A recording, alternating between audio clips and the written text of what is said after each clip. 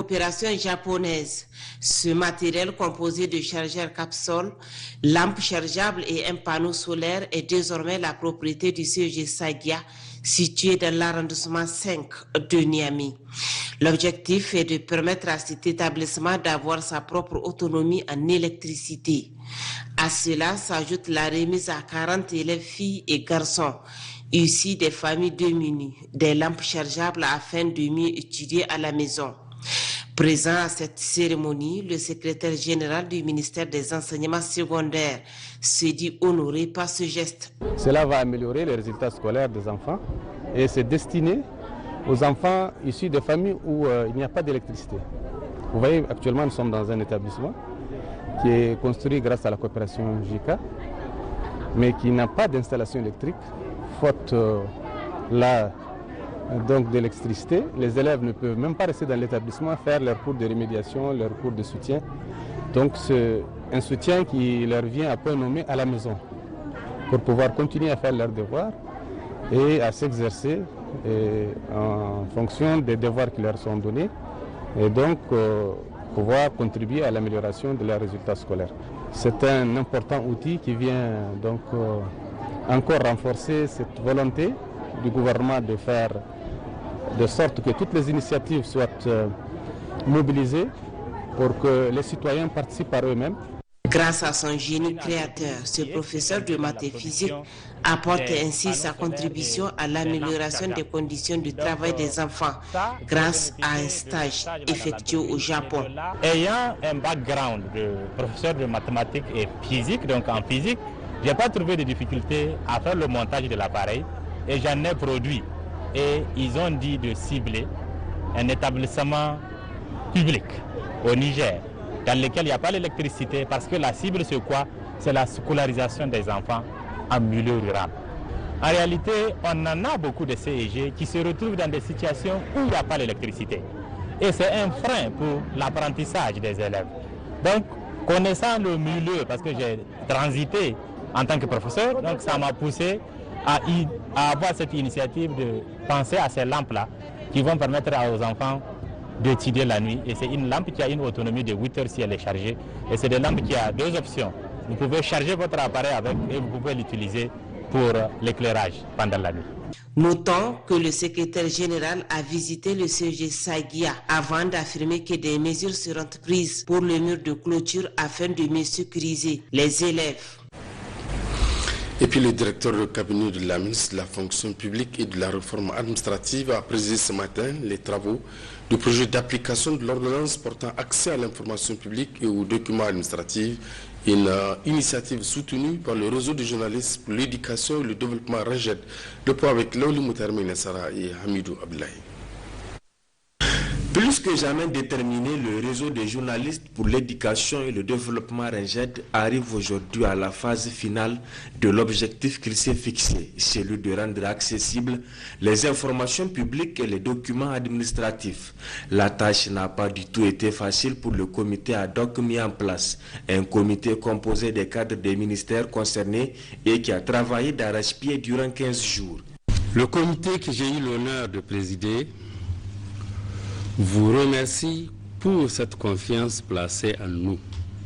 Permettez-moi également de remercier vraiment le REGED pour son appui qui nous a permis, en tout cas, de travailler pendant les 15 jours, le délai qui a été octroyé justement au comité ad hoc. Et Dieu merci qui a été scrupuleusement respecté. C'est un document qui va venir compléter l'arsenal juridique, le vide juridique. Il faut que le citoyen, à travers ces textes, doit être protégé. Et il faut comprendre que l'accès à l'information et aux documents administratifs, ce n'est pas l'ensemble des documents administratifs. Il y a des limites par rapport aux citoyens. Pour le président du REGED, le droit d'accès à l'information et aux documents détenus par l'administration fait partie des critères permettant d'apprécier la gouvernance d'un pays. Au Niger, ça fait plus de 10 ans.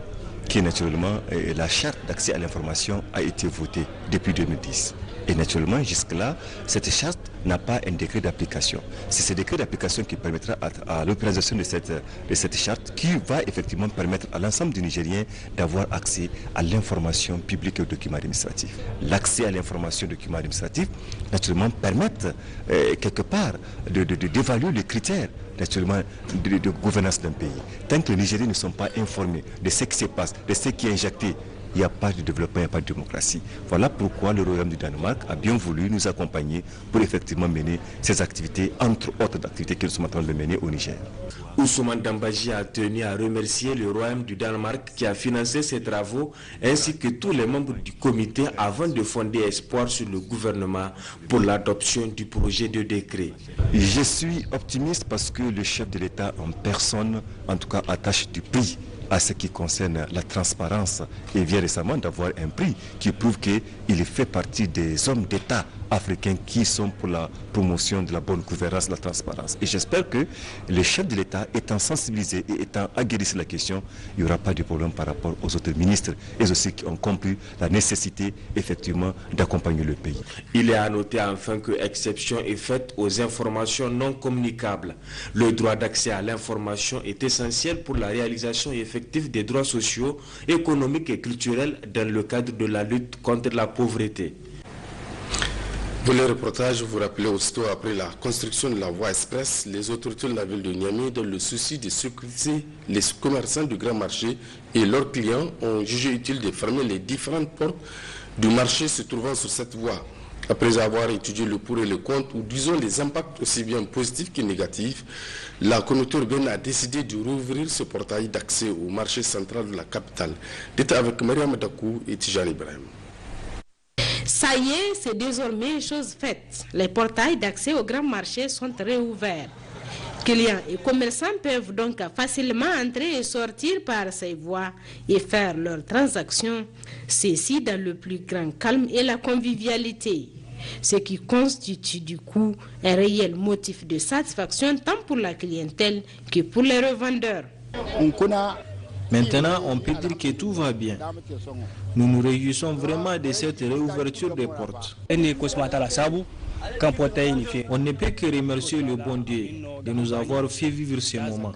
C'est un ouf, vraiment.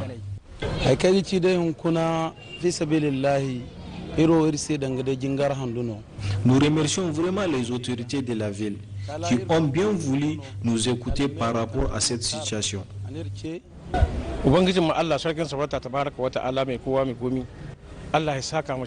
Tout ce que je peux dire, c'est qu'on est content. Et j'espère que les uns et les autres vont saisir cette opportunité et de ne pas faire en sorte qu'il y ait de l'anarchie autour du marché. Je suis fonctionnaire, mais le week-end, je suis sur le fleuve. Donc, comme d'habitude, je passe ici prendre des articles de pêche. Bon, aujourd'hui, je suis venu, j'ai trouvé quand même la porte ouverte. Et j'ai vu que vraiment c'est très bien, ça fait du bien, ne serait-ce qu'aux commerçants, parce que il y a des moments où quand j'arrive, je trouve la porte fermée, je continue. Et je n'ai pas le temps de faire le tour pour aller de l'autre côté, avec les embouteillages. Mais vraiment, du fait que la porte est ouverte, je crois que ça fait du bien aux commerçants. Du côté de l'administration chargée de la gestion de ce marché, l'on se réjouit fortement de cette réouverture des portes. Cependant, la société de construction et de gestion des marchés Socogem attire l'attention des usagers quant à l'utilisation qui sera faite de cette aubaine. C'est vraiment un sentiment de satisfaction. Nous sommes vraiment soulagés. Nous sommes très contents. Nous sommes reconnaissants par rapport à ça. Nous le remercions infiniment. Parce que les commerçants ils étaient vraiment acculés par rapport à ça. Et les clients ne venaient pas au marché, donc vraiment quand on a appris ça, on était très contents, on le remercie beaucoup pour ça. Mais quand même, je dis aussi aux commerçants de bien garder cette porte pour ne pas que les marchands ambulants s'installent de manière anarchique. À l'endroit des clients, c'est d'être un peu vigilant par rapport à la voie express, parce que c'est quand même une voie là où les véhicules passent avec accès de vitesse, vraiment d'être un peu prudent par rapport à cette voie express. Clients et revendeurs ont en tout cas tout à gagner si l'on sait que la vigilance et la prudence sont mères de sûreté. Suite de cette édition avec l'ouverture ce matin d'un atelier d'information avec les organisations de la société civile sur le document de la politique nationale de la migration. Ces assises visent à vulgariser le doux document par les organisations de la société civile, un public plus large intéressé par la question migratoire. Le point avec Abdelkarim Mambarmou et Hassan Moussa. Le document de la politique nationale de la migration, avec son plan d'action quinquennal, un document offrant l'occasion d'accompagner la mise en œuvre participative de la politique nationale de la migration fondée sur les droits de l'homme et axée sur les groupes cibles.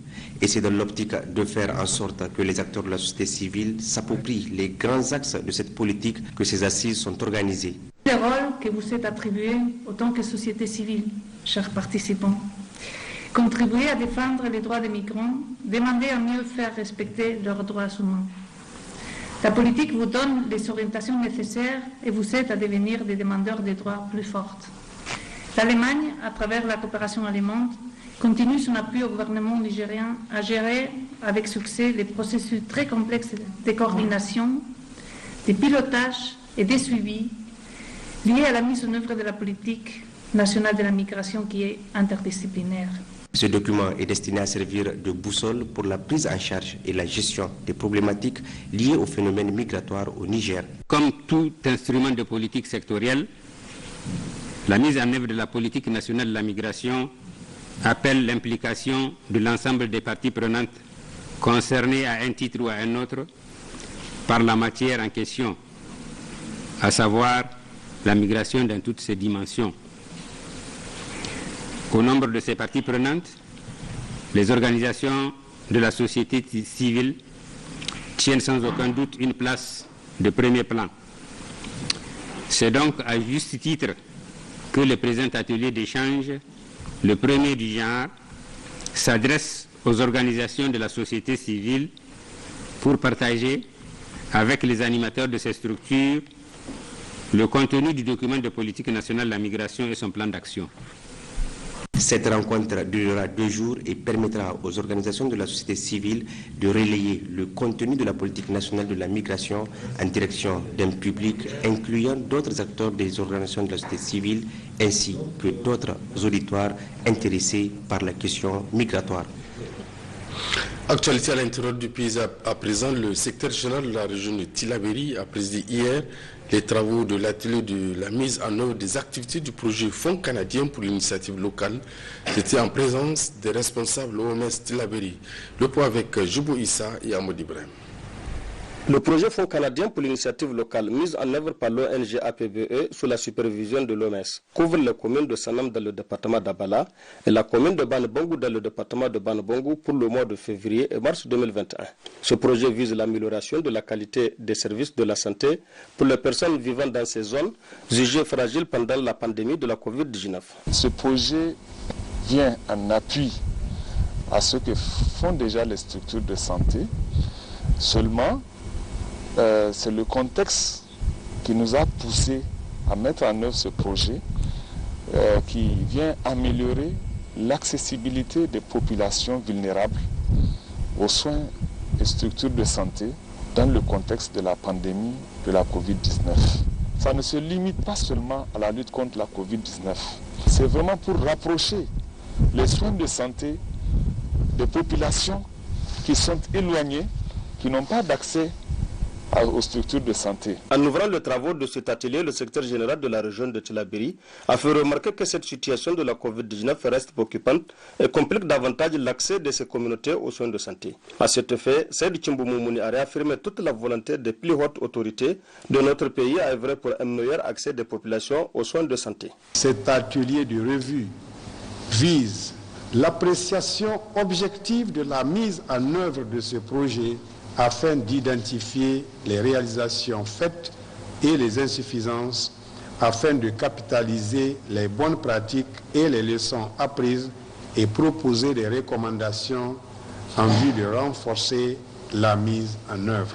Aussi, j'exhorte toutes les parties prenantes ici présentes, particulièrement les bénéficiaires, à procéder à une analyse sans complaisance des résultats du projet et à une expression des besoins afin de mieux adapter les objectifs pour un projet et un futur programme plus bénéfique encore pour nos valeureuses populations. Cet atelier qui durera 3 jours permettra aux participants de passer en revue toutes les activités menées jusque-là et évaluer les forces et les insuffisances afin de mieux poursuivre les actions pour les jours à venir.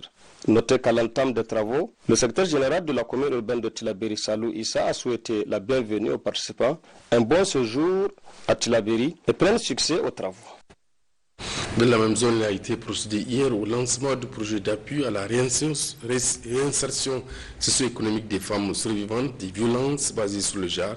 À cette occasion, des kits Caprin ont été distribués à 150 femmes issues des départements de Kolo, Filengue, Walam et Tillabéri par CESAC PRN. Détail avec Amadou Ibrahimi à Dinal Galas. Cette opération de distribution de kits Caprin aux femmes victimes des violences basées sur le genre s'inscrit dans le cadre du projet Spotlight du Centre d'études économiques et sociales de l'Afrique de l'Ouest, CESAO, pôle régional Niger. Il s'agit d'une réinsertion socio-économique des femmes victimes de violences basées sur le genre. Au total, 150 femmes reparties dans 4 départements de la région de Tillabéri vont bénéficier chacune de ces kits. À Kolo, nous avons les femmes de Karma et de Hamdallaï. À Filengue, nous avons des bénéficiaires de la commune de Bonkoukou. À Walam, c'est dans la commune de Simiri. Et à Tillabéri, c'est dans la commune de Kourté. 30 femmes x 5 communes x 3. Au total, 450 caprins sont offerts à 150 femmes pour leur permettre une réinsertion socio-économique et ne plus s'en faire des violences dont elles ont été victimes à un moment de leur vie. Selon l'OMS, les violences basées sur le genre constituent un enjeu de santé publique. Le Niger n'étant pas épargné par ces fléaux, les plus hautes autorités en ont fait une préoccupation majeure. Si cette idée a pu se concrétiser aujourd'hui, c'est surtout grâce à la volonté politique affichée par les plus hautes autorités de notre pays pour faire du Niger un pays où la demande et l'offre de soins et de services de qualité à toute la population sont renforcés. Des efforts significatifs ont été réalisés par le gouvernement et ses partenaires dans le cadre de la lutte contre les violences, surtout dans notre région. Pour donc assister le gouvernement nigérien, le CESAO, pôle régional Niger, avec l'appui financier du PNUD, a voulu lancer ce projet pour atténuer les souffrances de ces femmes victimes de violences. Et c'est pourquoi le secrétaire général du gouvernement de la région de Tillabéri a saisi l'occasion pour saluer cette initiative. Au lendemain des cérémonies commémoratives de la Journée internationale de la femme, nous nous invitons à un sursaut collectif pour éliminer toute forme de violence faite aux femmes et aux filles. Du haut de cette tribune, permettez-moi de rendre un vibrant hommage à l'ONG CESAO, pôle régional du Niger, qui a été sélectionné par le PNUD dans le cadre du programme Spotlight afin de mener des activités de réinsertion économique des femmes survivantes des violences basées sur le genre au niveau de 5 communes de la région de Tillabéri. Il faut noter enfin que cette opération consacrant le lancement de cette distribution des kits Caprin aux femmes victimes de violences basées sur le genre, outre le secrétaire général du gouvernement de Tillabéri, Kimba Oumeni Sedou, a vu la participation de la directrice générale de la promotion de la femme, le secrétaire général adjoint du gouvernement et plusieurs autres invités. Tendance Covid, les résultats des examens virologiques de ce jour 11 mars 2021 se présentent comme suit. 5 cas positifs, dont 2 chez les demandeurs de tests PCR Covid-19 pour voyage et 3 alertes sur 203 tests réalisés à la Covid-19, dont 2 de sexe féminin, 3 de sexe masculin. Ces cas positifs se répartissent comme suit. 4 au niveau de la région de Niamey, 1 au niveau de la région de Difa, un décès enregistré à ce jour au niveau de la région de Tawa. À ce jour, sur 83 494 personnes testées, 4 853 sont déclarés positifs à la Covid-19, parmi lesquels 4 486 guéris, 180 décès, 187 cas actifs, 20 en hospitalisation, dont aucun cas à réanimation. Le gouvernement attire l'attention des populations sur le fait que le virus circule fortement au niveau communautaire, avec de plus en plus de cas présentant des signes souvent graves. Aussi, le gouvernement invite la population au respect strict de toutes les mesures prises, le port du masque, le lavage de mains à l'eau, au savon et à l'utilisation du gel hydroalcoolique doivent être strictement respectés en toutes circonstances. Pour toute information, appelez le 15 ou le 93 59 18 02. Cela dit, tenu ce matin à Garès, des travaux de l'Assemblée générale de la chambre consulaire de la région. C'était sous la présence du gouverneur de la région. Le point avec Moussa Ifalaï et Mahmoud Adam. La tenue des assises de la présente Assemblée générale consulaire régionale d'Agadez, cadre par excellence d'échange, vise à faire la situation économique de la région et sur la vie de la circonscription même consulaire régionale d'Agadez. En effet, les réflexions qui seront menées ne seront pas concentrées uniquement sur le fonctionnement de la direction régionale. Il s'agirait d'examiner la situation économique dans un contexte de Covid-19 et surtout de préparer la relance économique régionale. L'objectif est de diversité de l'économie, rendre la croissance plus inclusive et réduire la pauvreté dans la région. La présence d'une délégation du Bureau national de la Chambre de commerce et d'industrie du Niger traduit la volonté du Bureau national de rapprocher davantage les préoccupations locales et participer au processus de recherche de solutions endogènes tant au niveau central qu'au niveau régional. Il est urgent aujourd'hui encore de se poser des bonnes questions, d'agir et de prendre la posture qui cède pour continuer à arpenter le difficile mais nécessaire chemin de la compétitivité. Pour atteindre ces objectifs, il est nécessaire que nous nous mobilisons tous et que chacun joue pleinement le rôle qui lui est dévolu. En ouvrant les travaux de la présente Assemblée générale, le gouverneur de la région d'Agadez, Salou Soloké, a rappelé les récents efforts fournis par le gouvernement pour atténuer les impacts négatifs de la pandémie de Covid-19. À l'instar des autres nations du monde, notre pays en général et la région d'Agadez en particulier continue à subir les conséquences de la Covid-19 sur les activités économiques. C'est le lieu de rappeler les récents efforts fournis par le gouvernement pour atténuer les impacts négatifs de la pandémie sur les activités économiques de notre pays avec un mécanisme de financement de 150 milliards de francs CFA dans le cadre d'un partenariat avec l'Association des professionnels de banques et établissements financiers du Niger pour soutenir le secteur privé. La délégation du Bureau national de la Chambre de commerce et d'industrie du Niger a effectué une série de visites de courtoisie au gouvernorat d'Agadez, au sultanat de l'Aïr, entre autres.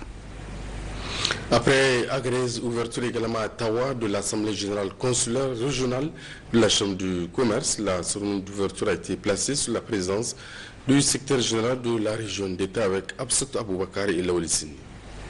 Le rapport moral des activités et l'exécution du budget 2020, la programmation budgétaire 2021 et des questions diverses relatives à l'économie de la région, tels sont les points inscrits à l'ordre du jour de cette importante rencontre. Dans son allocution de bienvenue, le président régional de la Chambre consulaire d'Ottawa, El Hajna Allah Abouba, a invité les opérateurs économiques de la région à s'investir davantage pour être plus compétitifs, d'où la nécessité de se mobiliser comme un seul homme pour affronter les défis qui s'opposent à eux.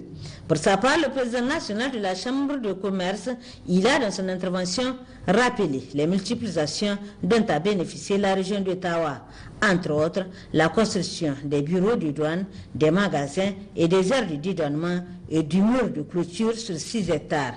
La création de 263 entreprises suivant les formalités de création d'entreprises du CFE, Centre de formalité des entreprises. Action auquel vient se greffer l'appui de la compagnie consulaire aux différentes unités industrielles et entrepreneuriales en termes d'encadrement, d'accompagnement et de préservation des intérêts des unités de production. Je puisse vous dire que le bureau consulaire national, mesurant à sa juste valeur tous les soutiens et la bienveillance dont nous faites montre à son égard, ne fléchira pas, loin s'en faut, mais continuera inexorablement à conduire la mission que vous lui avez confiée et à mériter la confiance que vous avez placée en lui.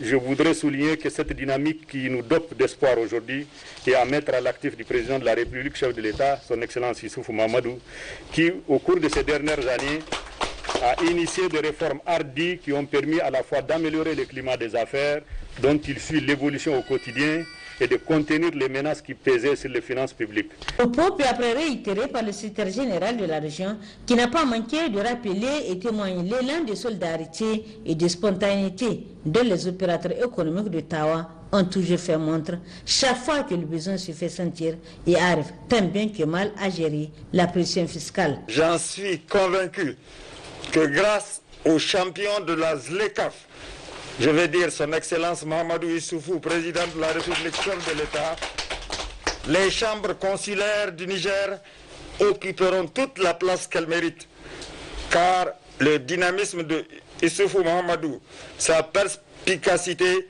a pu convaincre les 54 autres chefs d'État de la nécessité pour nous autres d'unir nos efforts et nos compétences commerciales, ce qui nous rendra plus forts. Ibrahim Miko a enfin soumis à Moussa Sidi Mohamed, président national de la Chambre de commerce, une doléance, celle de la création d'un centre de gestion agréé, CGA, ou d'une maison de l'entreprise, afin de réduire les tracasseries dues à une insuffisance d'encadrement.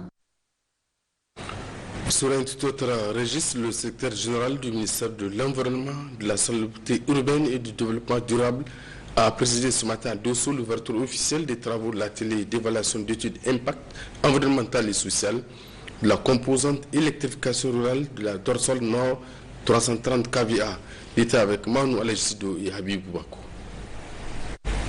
Au cours de cette cérémonie de l'ouverture officielle des travaux de l'atelier d'évaluation d'études d'impact environnemental et social de la composante électrification rurale de la dorsale nord 330 kV, qui se tient à Dosso du 11 au 12 mars 2021, le secrétaire général de la région de Dosso, dans son mot de bienvenue, dira que la disponibilité de l'énergie en quantité et en qualité est un facteur de développement. La disponibilité de l'énergie en quantité et en qualité constitue un facteur de développement économique du pays et de bien-être de ses populations bénéficiaires. C'est là, du reste, une des préoccupations des autorités de la 7e République à travers la mise en œuvre du programme de Renaissance Acte 2 du président de la République, chef de l'État, son Excellence El Hadj Issoufou Mahamadou. Pour le secrétaire général du ministère de l'Environnement, de la Salubrité urbaine et du Développement durable, qui a ouvert les travaux, l'accès à l'énergie est l'une des priorités du gouvernement de la 7e République. L'amélioration de l'accès à l'énergie électrique est inscrite parmi les priorités du gouvernement de la 7e République en vue d'améliorer la desserte en électricité des populations nigériennes et de promouvoir l'intégration sous-régionale ouest-africaine, notamment à travers la création d'un marché unifié de l'électricité à un prix optimisé. À juste titre, le projet 330 kV dorsale nord entre le Nigeria, le Niger, le Burkina Faso et le Bénin fait partie de ce vaste réseau et représente une étape supplémentaire dans l'intégration des réseaux nationaux. C'est dans ce cadre que la Société nigérienne d'électricité Nigélec a prévu une importante composante d'électrification des villages situés le long du corridor de la ligne 330 kV, et ce, conformément aux orientations du programme de renaissance du Niger et son Excellence M. Issoufou Mahamadou, président de la République, chef de l'État. Le secrétaire général du ministère de l'Environnement, le colonel-major Souley Aboubakar, a par la suite fondé l'espoir que les participants puissent faire un examen exhaustif et objectif du rapport soumis à leur appréciation avant de demander une fatia à la mémoire de l'ancien directeur national du bureau d'évaluation d'études d'impact environnemental, fait Idi Yakouba, rappelé à Dieu. Et puis l'association islamique Al-Moulissim a organisé ce matin une conférence publique. À travers cette initiative, cette association islamique d'obédience à la salafiste commémore le voyage nocturne du prophète Mohammed, paix et salut sur lui, appelé Al-Isra ou Al-Miraj. Le point avec Abdelaziz Issaka et Tishan Ibrahim. À travers cette conférence présidée par Moussa Moussi, président de l'association islamique Al-Moulissim, la confrérie musulmane d'obédience suffiste commémore le Isra ou le Miraj, le voyage nocturne du prophète de l'islam, Mohammed, paix et salut sur lui. Un fait historique, spirituel et plein d'enseignements. Ce n'est pas des prières, mais c'est des conférences pour nous permettre de méditer, n'est-ce pas, sur l'angoisse, n'est-ce pas, existentielle que nous vivons actuellement. Et ça l'objet, n'est-ce pas, de cette rencontre organisée par notre association Al-Moulissim, qui, dans ses statuts, a non seulement l'aspect cultuel, c'est-à-dire les zikrs et les prières, mais également aborde des problématiques d'ordre socioculturel. L'association islamique Al-Moulissim souhaite à travers cette initiative contribuer à la lutte contre la pandémie du coronavirus et l'extrémisme violent auquel nos pays sont confrontés. On va arriver certainement après débat à des recommandations. Et une des recommandations, c'est vraiment chaque année de pouvoir célébrer ce voyage, comme certains pays le font. Ce n'est pas une innovation. Ça nous permet de comprendre ce grand mystère. C'est un des grands mystères de l'islam. Et le prophète, paix et salut sur lui, est revenu avec les 5 prières quotidiennes qui représentent le pacte adamique. Et nous voulons humblement aussi suggérer que, à l'instar de certains pays, qu'on puisse développer, par exemple, créer un centre de recherche sur le soufisme. En Afrique subsaharienne, ça manque. Ailleurs, il y a beaucoup de centres. Et effectivement, l'expérience de certains pays a montré que pour combattre à fond le djihadisme, il faut le soufisme. Plusieurs thématiques ont été ainsi développées afin d'édifier les membres, les présidents de groupements d'associations islamiques et tous ceux qui ont participé à cette conférence. Page sport de cette édition, la Confédération africaine de football CAF va renouveler ses instances dirigeantes ce vendredi 12 mars 2021 à Rabat au Maroc. Notre compatriote, le colonel-major Jibril Hamidou postule pour le comité exécutif de la CAF en tant que membre. Une candidature soutenue par l'ensemble des Nigériens qui aspirent à voir un de leurs au sein du comité exécutif de la CAF. Le point avec Ablaye Asmi depuis Rabat. Rabat, la capitale du Maroc, va accueillir ce vendredi 12 mars 2021 l'Assemblée générale élective de la Confédération africaine de football CAF. Une grande rencontre de la tête pensante du football africain où le colonel-major Jibril Hamidou Pelé, président de la Fédération nigérienne de football, est candidat au comité exécutif au poste de membre. Pour cela, les Nigériens, dans leur ensemble, ont construit un bloc solidaire derrière cette démarche historique. Ce qui explique d'ailleurs la présence à Rabat d'une délégation conduite par le directeur général des sports, Tasbirli. Cette candidature du colonel-major, président de la Fédération nigérienne de football, est vraiment à le soutien des plus hautes autorités. Et d'ailleurs, pendant ce déplacement, le ministre de la Jeunesse tenait à le faire. Il tenait beaucoup à le faire, mais compte tenu d'un calendrier ou d'un empêchement, si vous voulez, de dernière minute, et n'a pas pu le faire. Mais là, je suis là pour le représenter dans ce cadre-là. Donc, au-delà des autorités et des plus hautes autorités, j'allais dire, du pays, c'est d'ailleurs tout le peuple nigérien qui doit se mobiliser, prier pour lui, parce que c'est un Nigérien qui se présente. Les Nigériens vivant au Maroc saluent cette démarche et louent le courage et la détermination du candidat nigérien. C'est un sentiment d'abord de fierté qui m'anime de voir qu'un compatriote se présente aux élections de ce bureau du comité exécutif de la CAF, puisque dans l'histoire du Niger, ça ne s'est jamais passé. Et c'est vraiment une fierté aujourd'hui qu'on dise que c'est un Nigérien qui se présente dans ce comité. C'est d'abord ce sentiment qui m'anime. Et la deuxième chose, c'est que je connais, comme vous l'avez dit, je suis de près l'actualité footballistique. Je connais l'homme, M. Pelé. Il a des qualités exceptionnelles. Et je sais très bien que s'il est élu dans ce comité, il sera à la hauteur de la tâche qu'il sera confiée. Je reconnais qu'il s'est fait sa place. Il s'est fait sa place parce qu'il écoute, il s'est fait sa place parce qu'il il est ouvert, il discute, il pose les problèmes et c'est l'homme de la situation, il a cette intelligence de la situation. Il peut, à tout moment, tu appelles Pelé, il va discuter avec toi et je pense qu'il s'est comporté de la même manière avec tous les autres présidents de fédération de notre zone. Donc, en ce sens, moi je n'ai aucun doute. Il a ses entrées, il a ses amis, il est apprécié parce que... Au vu des immenses œuvres qu'il a réalisées pour le football nigérien, qu'il a sorti de l'ombre vers la lumière et de sa popularité auprès de ses pairs, le président de la FENIFOOT est bien parti pour siéger. La Ligue régionale de football d'Agadez a rendu public ce matin une déclaration de soutien justement à la candidature du colonel-major Djibril Lahima Dipele comme membre du bureau exécutif de la CAF. Le point avec Diallo Abdel-Jalil.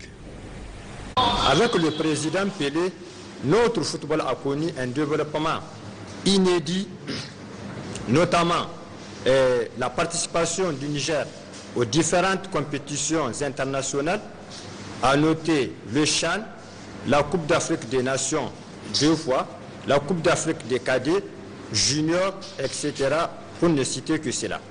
En termes de réalisation, nous pouvons noter plusieurs infrastructures qui ont vu le jour, à savoir les 8 sièges des ligues régionales et le centre technique de la fédération basé à Niamey.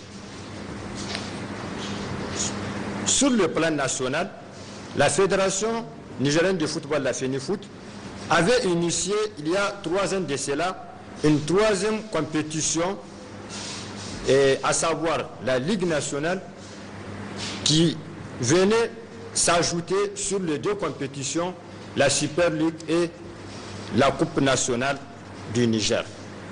Cette compétition de la Ligue nationale fait aujourd'hui la fierté de tous les amateurs du football et du ballon rond.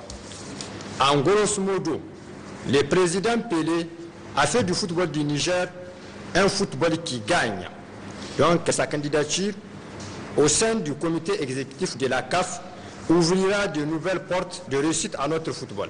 C'est pourquoi la Ligue régionale de football d'Agadez, avec toutes ses composantes, apporte son soutien ferme au colonel-major Djibril Lahima Dipele, président de la FENIFOOT, pour l'éligibilité de sa candidature au sein du comité exécutif de la CAF.